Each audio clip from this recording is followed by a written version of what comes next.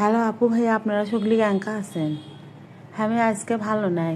আজকে আমার শরীরটা খারাপ, মনটা খারাপ, সব মানে কেমন জানি লাগিচ্ছে, ভালো লাগিচ্ছে না। তো যাই হোক, সকালবেলা ড্রাগন ফলের ডিম খাচ্ছি, সারাদিন কিছু খাবার মন যায়নি।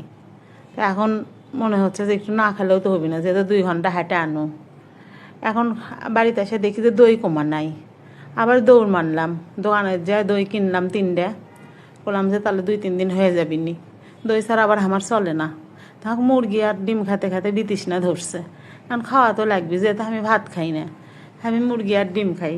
প্রোটিন হিসাবে ওই 2টা কি রাখছি। কার্ব হলে তো ভাত, ভাত তো কার্ব খাওয়া যাবি না, আর আমি খাবারও চাই না।